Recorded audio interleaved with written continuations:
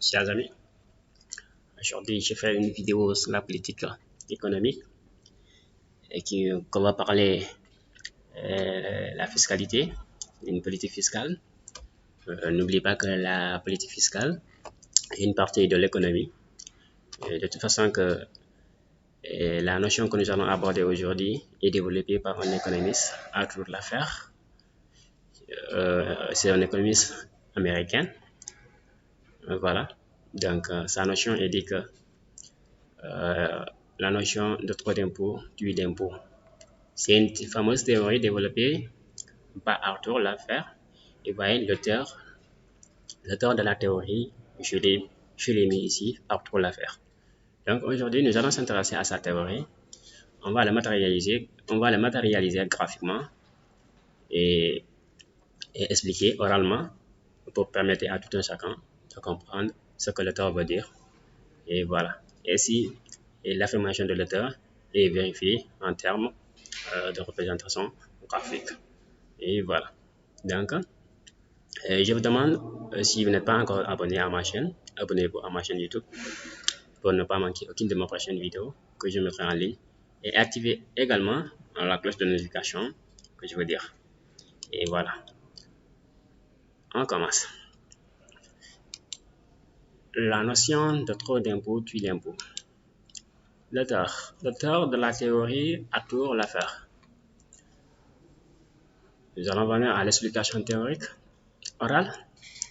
Donc, dans cette explication orale, nous allons expliquer les fondements qui a poussé les fondements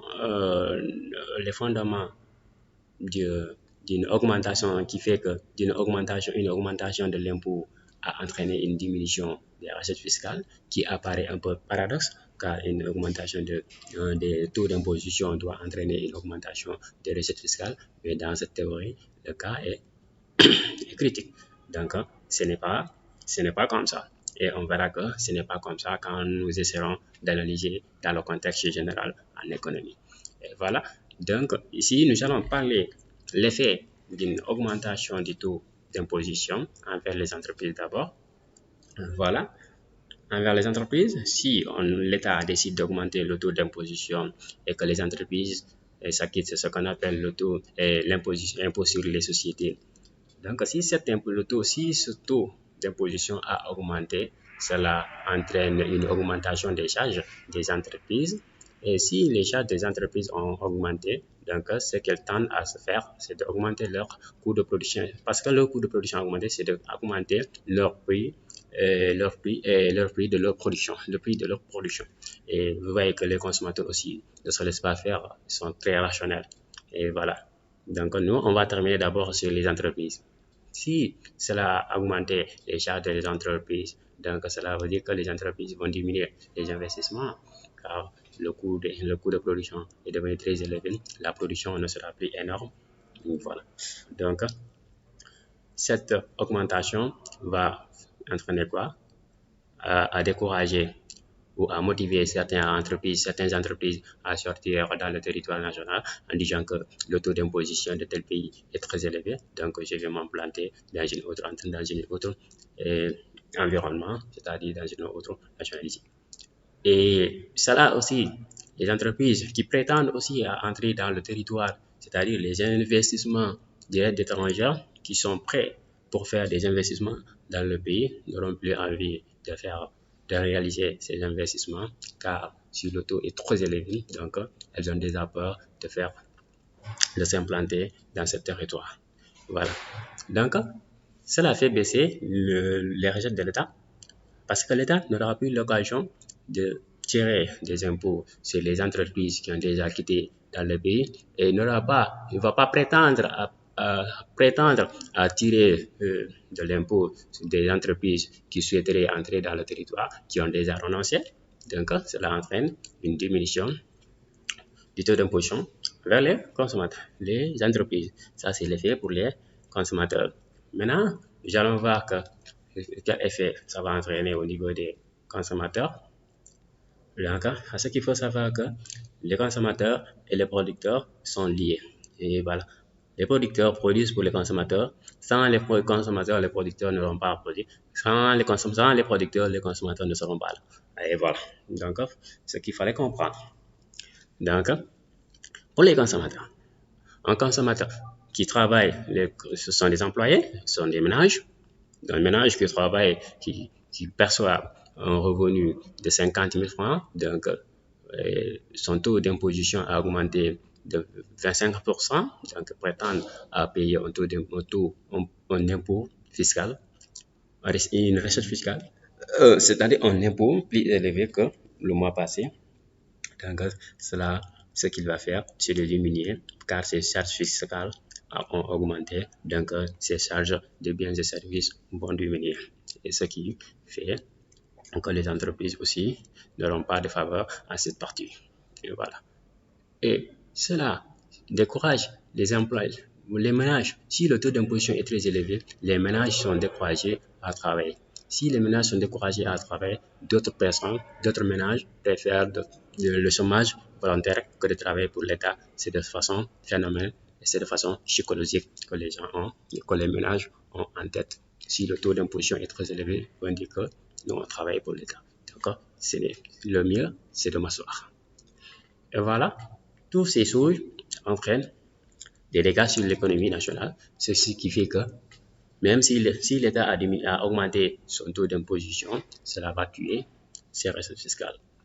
Cette théorie est remplacée par une autre expression qu'on dit le taux mange son assiette.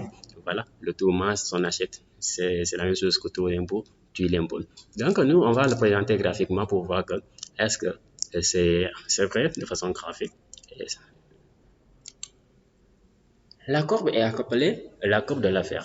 On présente un repère O, c'est à l'origine T. T représente le taux d'imposition et R, les recettes de l'État. Donc, voici la courbe. La courbe est de façon comme demi-cercle qui quitte à l'origine et venir dans un point T. Et voilà, donc nous, on va essayer de tracer, de placer notre coordonnée point T0 et voir ce que ça va donner. On a T0. T0 veut dire quoi? C'est le taux d'imposition que tous les fonctionnaires, tous les agents économiques sont prêts à payer. Donc, l'État perçoit ce qu'on appelle R0. Les recettes de l'État en sont à R0. Voilà. Pour voir que si l'État a augmenté ses taux d'imposition, cela ne fait que baisser ses recettes. On place un autre point. Voilà. On est là. On a la T1 et R1. Et si T1 est associé à R1, T1 est associé à R1.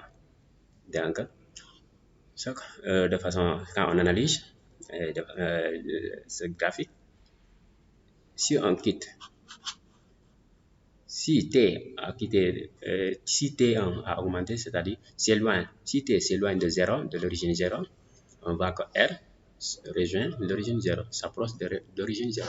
Cela veut dire une augmentation de R a entraîné une diminution de R, des recettes ont entraîné,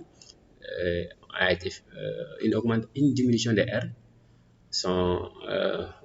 c'est une augmentation du taux d'imposition qui a entraîné une diminution de R, je veux dire. Et voilà, donc ce qu'on voit de façon graphique, cela veut dire que si l'État a augmenté les taux d'imposition, cela entraîne une diminution des recettes de l'État. Donc, il paraît un peu paradoxe. Le mieux, cette politique budgétaire ou politique fiscale n'est pas favorable pour l'État dans la mesure ça diminue ses recettes fiscales. Et voilà, c'était ça.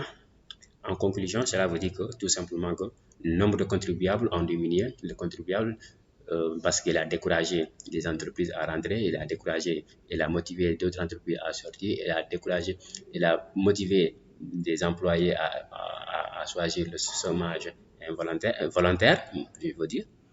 Et voilà, c'est ce qui fait que les recettes vont diminuer. D'autres membres vont se lancer dans le secteur informel, qui sont dans le secteur formel, ou bien les entreprises naissantes ne vont pas se mettre dans le secteur formel. Et soit dans le secteur informel, ne paient pas de l'impôt. C'est ce qui va diminuer l'impôt de l'État, l'argent de l'État.